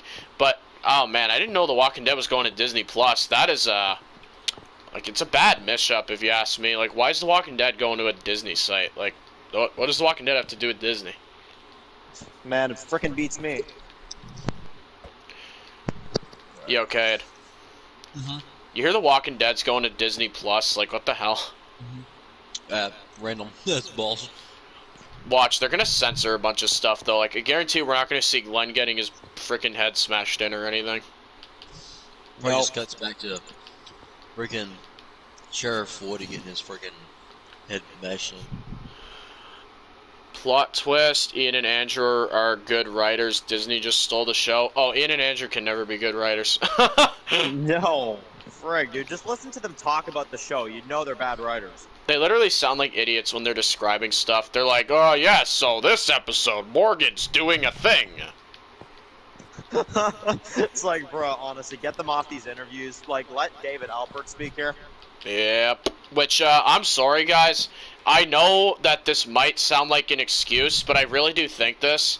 Season 6 finale seemed like it was tampered with by Ian and Andy. There's some stuff that just reeks of Ian and Andrew in that finale. Yep. Especially the fake outs, the ending, like, and even Howard. Honestly, yes, it's a decent story, but I don't know. That feels like an Ian and Andrew type of character. It does. Friggin' Howard looks like a freaking. He looks like a dang librarian, bro. He looks like Ian and Andrew. That's what he looks like. That's what scares me. Is he legit looks like Ian and Andrew? He just looks like them. Yep. Oof. Well, Imagine the Pikes. LOL. Oh lord. I was gonna say, what was I gonna say? I don't even remember, but you know, cool stuff.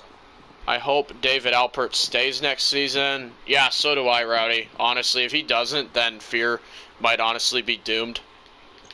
Yep. If he doesn't stick around in season 7, then season 7 episode 1 is called Back to Helping. That's gonna be the title. Oh lord, for a second there, Dan, I thought you were like reading that as a confirmation thing, and my heart sank for a split second. I legit thought for a split second you were reading something, and you're like, yeah, Fear Season 7, Episode 1 is called Back to Helping, and I was like, no!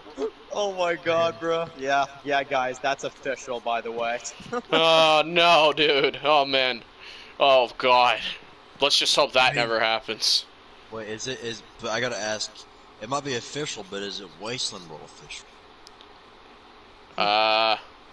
No. Okay, let's move on here. David Alpert as the showrunner for Fear the Walking Dead Season 7 and 8 instead of Ian and Andrew Chambliss. Man, that better be the freaking case. Otherwise, I'm sorry, I'll still watch Fear, but man, I'm not going to be enthusiastic. If they actually straight up just announce, like, yeah, Ian and Andy are back, I'll be like, okay, what shit are they throwing at us this week? Man, Yeah. I'd be worried too that they're just like, yeah, watch this amazing writer, write season 6. Okay, did you guys learn your lesson now? Do you guys have an example of what you need to do? They say yes. It's like, okay, write season 7. Oh, good lord, man. I'm telling you, dude, every time you watch Season 4B and Season 5 of Fear, just feels like Ian and Andrew are just punching you in the face. That's what it just feels like. Man, I don't know what happened, dude, but when they first went on there for freaking 4A, man, they done something right. I don't know what they did. Yeah, what they did right was that Dave Erickson was still overseeing 4A. That's what they did right. Yeah. Dude, freaking, take a listen at Nogbo Nation's freaking reaction to the ending of season 6. Take a listen. Yeah. This is freaking funny.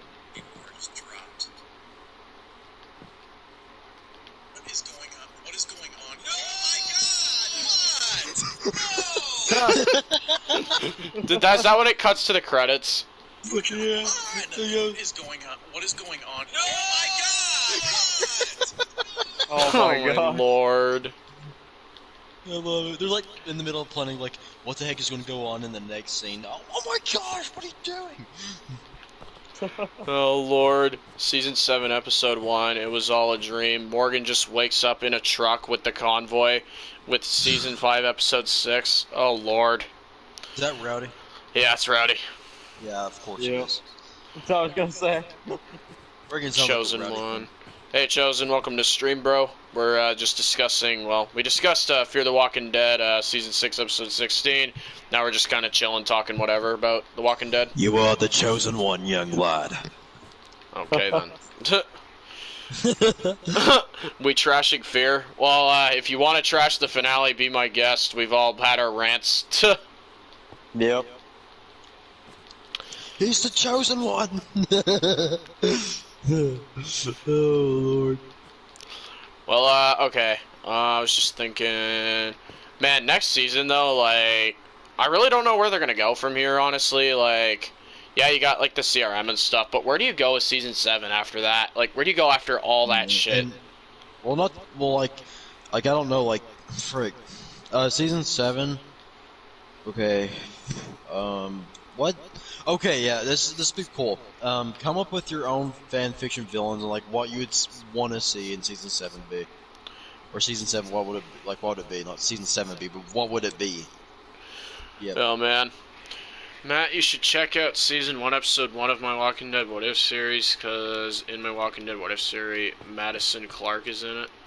Oh, yeah, I might, I'll check it out when I get the chance, Walker Dead, but, like I said before, not a huge Madison fan. Yep. Yeah. Which, guys, that character's dead. Let's just be honest here. Oh yeah. Let's not even beat around the bush. Madison's gone. Cole confirmed it for me in 614. Honestly. Yep. But honestly, it's the one thing I wanted from 4A. Just show her death. Honestly, they just could have done that, bro. Honestly. At this point, honestly, I don't even care if they show it. Just drop it, move on, be done, goodbye. Yep. Fortunately, though, confirming like some spoilers that have been confirmed. Yeah, the stadium. We're going back there in season 7. So, jeez. Man. Well, then they still have a chance to confirm she's dead, bro. That's all I'm saying. Oh, they need to, man. They need to. David Alpert and Dave Erickson is amazing. Yeah, David Alpert is. Dave Erickson's questionable, though, if you ask me personally. That guy, he writes good stuff, but, like, that guy's wrote some questionable things. Like, okay, I'll drop a bomb right here. I don't like Fear Season 2 at all. I think it's worse than Fear Season 5. Yep. And honestly, no, Dave Erickson's not bad. It just, I don't think he's as legendary as people, like, make him out to be. Christian. Oh, hey, bro, welcome to the stream. We're just talking Fear the Walking Dead, like, main show, all that good stuff. People need to just get it through their heads that Madison is dead. Honestly, when Daniel's like, I recognize that voice, I know that voice, and then I'm like, oh, wait, is that could be Madison, and then you just see the CRM and you hear Althea, I'm like, yep, fucking knew it. Like I said, that was my last straw, honestly, with that whole Madison thing. And honestly, just confirm her dead, honestly, if you're going to do anything. Yeah, please, dude. Just kill that character off already. Like, oh, man. I don't know. That's a shtick. Oh, I think you mean that's a big stick. That's a big stick. Oh, frig, dude. Nice, man. Glad to be here and listen. Alright, sounds good, bro. Yep. These Madison T's are getting annoying. Madison, you mean theories? Madison teases, yeah. Oh, Madison teases, okay. Bro, there's no way Season 2 is worse than 5. Even if it can be boring at times, at least it has good characters and story. Just personally chosen one, I don't agree with that. Just, I don't know, it's like, Fear Season 2, it just feels like a flop for me. I don't think there's any good stories from it. And I think all the characters are very questionable. And like I said, the only thing I like from Fear Season 2 personally is Travis. And even he's questionable at times. Yep. Exactly. And honestly, like, Fear Season 5, very rare, but there are the odd episodes I do like. Not many, but there are, like, the chosen few that are, like, decent. Exactly. Tom. Oh, Tom from Fear Season 5. Oh, Lord, man, that guy. Ugh. Alright. Man. 2A is awful, but I actually don't mind 2B. It's not great, but it's fine. Travis is great. Yeah, 2B can be decent at times, I guess. I don't know, I just don't like the season at all. Here's my problem with 2. Here's like my 2B problems is, for me, each episode, like you asked me like what happened in 212, I would say something from 210. Like legit, yeah. every episode feels just jumbled up. It's very forgettable, yeah. Yep. I will say, I don't know though. I will agree with what the chat's saying. I think Travis is what saves that half season, not by much though. Right. For me, Season 5 is the worst TV I've ever seen. 4B for me, personally. I think 4B is way worse than Season 5 of Fear. 4B, the whole Martha thing, the beer crap, Saren and Wendell, like, no, I'm sorry. 4B is hard to watch, dude. So hard. Remember Jim from Fear the Walking Dead 4B? Yeah, he's one of the worst characters. Hey, Matt, overall, how have you been liking E3 2021? Pretty good. Some pretty good reveals, actually. There's one game that's kind of got my interest, which is, I don't know if you heard about this, Cade, because I know you're a big fan of the movie, is they're doing a Guardians of the Galaxy game. Oh, freaking right. And you can play as, like, Star-Lord or, like, Drax or Rocket or whatever, which is pretty cool. Oh, that's cool, yeah. Yeah. Like that. Alright, let's see. What are you guys' favorite intros for Fear Season 6 and least favorite? Okay, my favorite is 616 with Teddy with the missiles in the background, and like it's all just quiet and ominous. My least favorite 614. That whole thing sucks. The music, the visuals, everything about that intro was just ass, if you ask me. Yep. Okay, for me, it could go one of the two ways. Like, I don't know. Okay, so I'm just gonna say both of them. So it's either going to be 616 with Teddy and the missiles. That was awesome. Or it's also going to, or it could be 607 with the with like like that creepy music and stuff, and you got that one walker in the background with the horns and stuff, and yeah, and then okay, least favorite is 614. Like Matt said, the music is bad, the look is bad. I don't know, just everything was just that one. Agreed. Yep. And then I will leave my favorites for the video this week. Dan's cliffhanging us. Yeah. Yep. All right, let's He's see. just gonna pull a fear and doesn't even resolve it. Like guys, you guys from the stream, you guys came here for the stream, but yeah, you psych. Man, the big reveal, the reason why I'm not revealing why is because my favorite intro is 614. No, I'm kidding. Oh man. Yeah. Also, Jurassic World Evolution 2, that was revealed at Summer Games Fest a few days ago. Cool. Me personally, my most hyped game that honestly, I'm just waiting for it to drop already, is, hang on one second here, guys. I'm trying to remember it. It's, Dying Light. Dying Light 2. Yeah, exactly. I keep getting Dying Light and Dead Island mixed up for some reason. Dying Light 2, like, man, I've been waiting for this for, like, years now, man. Same. The first one, underrated gem, dude, honestly. Oh, that yeah. game gets way too much hate. Dying Light 2 looks freaking awesome. You're like in this giant, like, dystopian city. Like, freaking, there's like all these crazy freaking, like, zombies and shit. And, yeah, potential filming tool? Man. Oh, man. What, dude? Yeah, I swear it was Dying Light. Like, people praise Dead Island. Like, I get it. Like, it might be nostalgic for them, but I don't know. Dying Light is just a way better game in my opinion. Agreed. For intros, I don't like episodes 1 and 2. Love 16. Awesome. I'm stoked for Dying Light 2. Oh yeah, same here. Honestly, Dying Light 2, like from the promos I've seen of it and the gameplay, just all in general, frig, dude, I can't frickin' wait. I love the nighttime aspect too, when they have like the crazier zombies that come out and shit like that. Looks like a proper survival game. And man, once the multiplayer's up and running for that, I'm gonna be playing that like all the time. Oh yeah, and I love the zombie variants too. Like you got toad walkers that like spit like these like acid crap, and then you get like these big like juggernaut ones. Love those. You get like screamers, like they scream and like friggin' like make you lose health and like pass out. I don't know, like just the variants, like the zombies beats the Dead Island ones to death, dude. They're awesome. Yep. I'm a fan of Dead Island. It's a decent game. All I could say about Dead Island is I have some nostalgia for it because of the old streams me and Wasteland World Official did on it back in the day. Those are actually pretty fun. Oh, yeah. Those were fun, yep.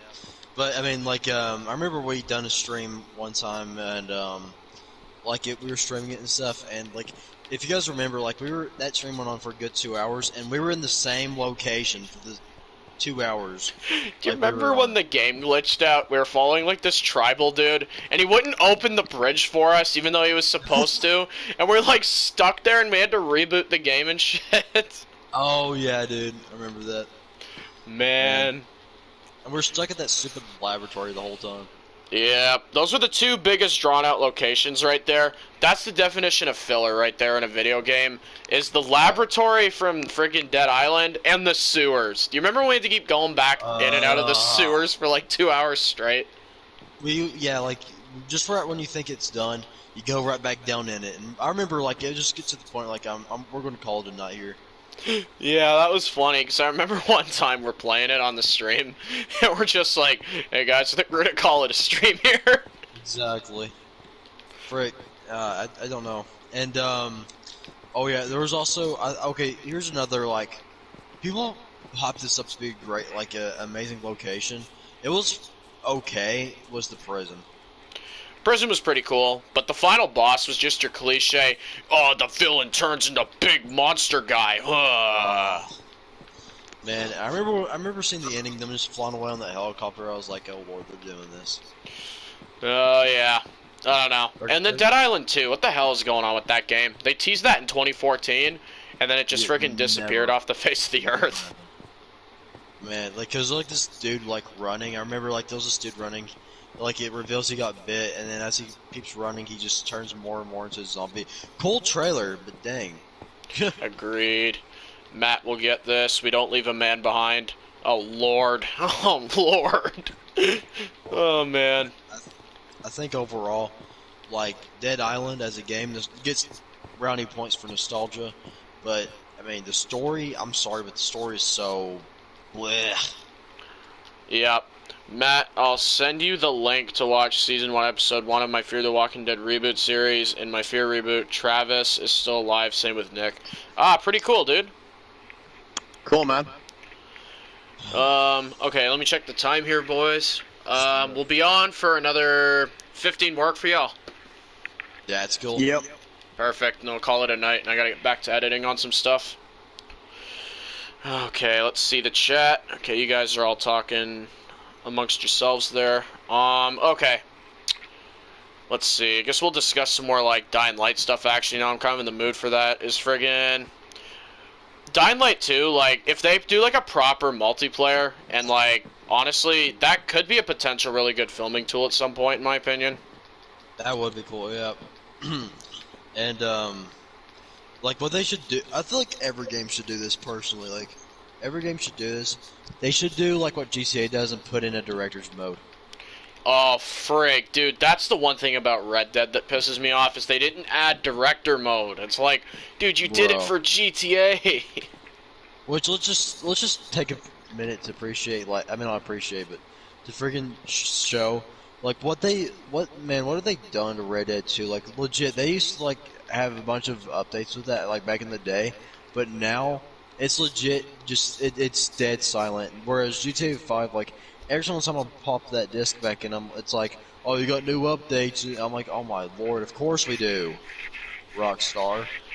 Yeah, well, that's the thing, is Red Dead 2 has been so neglected. It's honestly disgusting how they've treated that game, honestly. And then GTA 5 is like an update every second day. It's like, bro, Red Dead, honestly... Okay, here's how I look at it. Red Dead 2 is a better game in terms of single player, but GTA smokes Red Dead in online terms. Oh, yeah. Online, Red Dead 2 online is like just, I can't stand it, dude. Agreed. Friggin', I'm still waiting, like, do you know if there's any more updates on that Walking Dead game, kid? The last time I saw was like last week, and that was like basically like the leaks of who's like going to be in it. Okay. Well, frig, hope they announce it soon, man. Like, cause it's E3 now, so now would be the time to do it. Yeah, exactly. How long does E3 goes on for? 3 days, Ellen? It goes from the 12th to the 15th, so we're like midway through it. Okay, so yeah, okay, so they better be releasing it within these next 2 days here. Yeah, Walking Dead game. Yeah, basically there's a rumor that there's an open world Walking Dead game coming out pretty soon. Well, it'll be announced pretty soon. You get to make your own character, and you'll fight like the Governor and Negan and the Whisperers and all that, depending on which area you go to in Georgia. Yep. Now that sounds freaking awesome. I'm sorry, that sounds great. That's something really different. We haven't seen that before. Plus, people have been begging for an open world game for I don't even know how freaking long, honestly. Like, Yeah. just imagine, right? Like, you know, like actually like experiencing that. Like, you know, you're either like, say, like you just took down an outpost and whoopsies, it's freaking Negan's. You have to go through a lineup and stuff, and then like freaking, or like if you like meet the governor and stuff, or like, you know, like you're in the middle of a field or stuff, and like you see these walkers and stuff, and they're just like freaking walking like normal people, and it's like you actually get to play it, like, Man, and like I was saying earlier, filming tool concept, potentially, man, that would be a freaking badass one right there. Oh, yeah. Saints and Sinners is the closest we got to an open world Walking Dead game. In my opinion, it's not an official Walking Dead game, but the closest we got to a Walking Dead type of open world game is Days Gone. Which, if you guys have not played Days Gone, guys, do yourselves a favor and get that game. It's a freaking masterpiece in my opinion. And this is the mindset I went into it, unfortunately, because I heard it was like bad from a lot of people. I went into it like, you know, I'll use this until Last of Us 2 comes out. This will hold me over. It's almost like an appetizer. Bruh, Days Gone turned out to be such a masterpiece that, like, and you see the way Last of Us 2 turned out. I'm just like, bro, freaking Days Gone, like, is actually so freaking good. It's like a 9 out of 10 game. Whereas Last of Us 2, I'm sorry, I can only drop like a 4 for that thing. Yep, I actually agree. Well, you guys remember my Last of Us 2 review is basically it was me sitting there saying I could never, I could never finish it. When I got to the Abby stuff, I turned the game off and kind of deleted it. And then I kind of recommended y'all to check out Dan's review because I don't know how you did it, Dan. I don't know how you beat that thing. Man, it was torture. I'm gonna be honest, it was freaking torture. But yeah, me and my buddy, we honestly beat the whole thing. I'm like, dude, ugh. By the way, Matt, apparently Days Gone 2 is scrapped. Yeah, I heard that. Honestly, such a freaking shame. They scrapped it to do Last of Us 3, I heard. What a bad trade-off, man. Oh, my lord. Last of Us 3, dear lord. Put this thing to... Just kill it. So Just what is say Days... it's done. So what is Days Gone like? Basically, play as like this biker in the apocalypse. He's like ex-military too, from what I remember. Yeah, he's ex-military. Yeah, he is. And like, honestly, the dude is freaking one of my favorite zombie like apocalypse main protagonists. He's really well played by Sam Witwer. Like, it's a really cool story about him trying to survive. Him and his like biker friend are like out there and all that stuff. You got like a bunch of communities you go to, and I won't spoil it, but like there's some crazy plot twists in there. There's great character development, and honestly, like, if you guys love apocalyptic stories or just like open world games in general, you owe it to yourself to play it. Oh, yeah.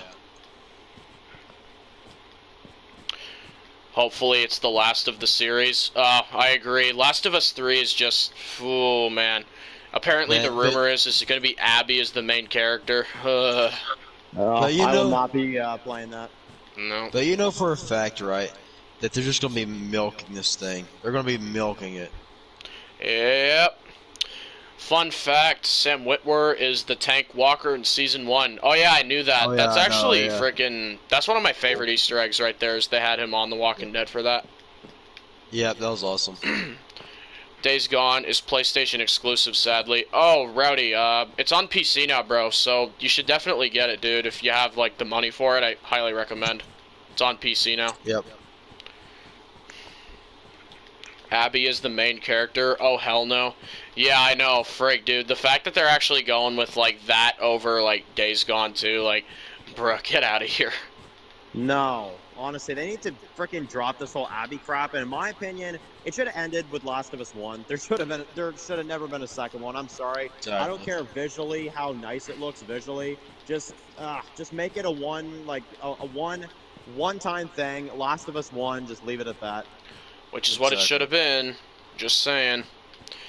Yep. Alrighty. But yeah, like, friggin', I don't know, man. Days Gone, such a great game. But Last of Us 2, man, the fact that I used to look at that as, like, the appetizer before Last of Us 2, though, I'm like, bruh, what a flawed mindset looking back on that. It's like the other way around, bruh. Basically. Does Days Gone have an online? I wish it did, because honestly, if it did, that'd be awesome. man, I'd be filming on there, just saying.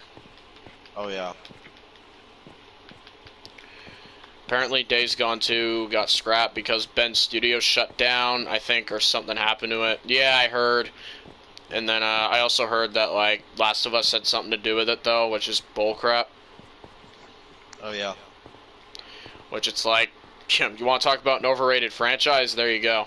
Not because of the first one, because of the second one. Yep. Yep. Days Gone wasn't the appetizer, it was the whole damn meal. Fucking, yeah, pretty much. Man, yeah, I kind of went in with the same mindset as well, pretty much. Like Days Gone, I remember thinking like, ah, man, this probably like this'll fix me. This will get my undead fix until Last of Us 2 comes out. This will be fine. And I play it and stuff. I'm like, dang, this is actually really that was actually really good. Overall story, really good visuals, really good characters, really good just everything. And then freaking Last of Us 2, I play it and like you said, Matt, like I only got like just a bit into it. Like it was the part where you like legit start playing as Abby. Yeah, like right there, pretty much. Like maybe a bit before that, but somewhere around there. Yeah, and I stopped. Agreed. Hey, Matt, do you think Last of Us 2 multiplayer could save the game or make it decent? If it's a really damn good multiplayer, then it can help it, but, man, it can't save the whole thing. That's not going to be doing that. When it comes down to it, Last of Us Part 2, freaking, or like when it comes down to it, games, like it falls down to story and if it's good, and Last of Us Part 2 failed at that miserably, so there's no, like, getting back to that. It just sucks, though, that visually the game is so amazing, but then the story's so crap. It's like, oh, man, like, honestly, these people that, like work on it, like, just visually, man, honestly, they shouldn't have put all the work they did, because, honestly, visually, the game, it's honestly, like, one of the best I've seen, but, like, the story, man, just not a good mix. Agreed. Yep. Are you going to be watching The Last of Us show? Yeah, I will be checking that out, and, if it's really good, potentially, I might be doing Sunday streams for it, but keep in mind, that all varies on the quality of the thing. It honestly could suck, which it very well might be a bad show, but hey, honestly, it's a 50-50 for me right now. If it's good, it's good. If it's bad, it's bad. I'm not too hyped for it, though, personally, but yes, I will be checking it out. My plans is to weekly review it, but again, like Matt said, though, if it's terrible, then those plans might change on my end. Yeah. Alright, me and Dan working together to make rewrites about The Last of Us 2, but without having Abby in the story. Oh, God. Who said that? Walker Dead. Yeah. Naruto. Hey, welcome to the stream. We'll be on for about, like, 10 more, y'all, and then, we're gonna cut it off, because I got, like, editing to do and stuff. I gotta get, like, survival stuff done for everyone, all that good stuff. Yep. Like, I'm a fan when game studios are like, this is our game, and you gotta play it the way we make it. I'm sorry, I hate that about Naughty Dog. I'm not a fan. It's all good, Epic. Yeah, friggin'. When Naughty Dog did that, though, it wasn't really Naughty Dog. It was more Neil Druckmann. That guy. You want to talk about a bad writer? Don't even get me started on that dude, man. Man, I know. Man, you remember those freaking theories, too, that he's going to be like a writer on Season 11 of Walking Dead? And I'm like, ugh, please no. That hasn't been debunked yet by AMC, by the way, so that's starting to still scare me a little bit. Same. Like, it's like, man, honestly, if he's on The Walking Dead Season 11, that is going to be, man, that's not going to be good. No. Yep. They'll be doomed. Yep. Well, the show is on HBO, so it's probably going to be very dark and have a big budget, which that's all fine and dandy. But honestly, guys, big budget and dark storytelling doesn't equal good. That show could still flop. Like, look at Last of Us 2. Like, again, for example, Last of Us 2. Big budget, dark. Holy crap, that flop, though. It was bad. Another good example, Game of Thrones Season 8. Yep, which, guys, like, please do not discuss Game of Thrones spoilers in the chat. There are people here that have not seen Game of Thrones, so we'd really appreciate that. Yep, exactly.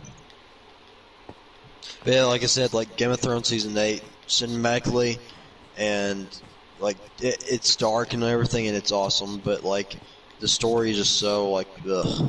I was going to say, because visually the final season of Game of Thrones is fantastic. I mean, visually it's awesome, but like the story, it's terrible. Yeah, well, we'll see. Alright. The main big flaw with Last of Us 2 is what they did with Joel. Yeah, Joel's one of the most disrespected characters in an apocalyptic show, period. Well, apocalyptic story, period. Like, holy crap, dude. You got him in Last of Us 1, which, guys, don't at me for this. Don't at me for this, but I am going to say it. this is my opinion. I do think Joel is a Rick Grimes ripoff. He is. Yep. And, unfortunately, he gets more credit than Rick Grimes, and that's what just baffles me.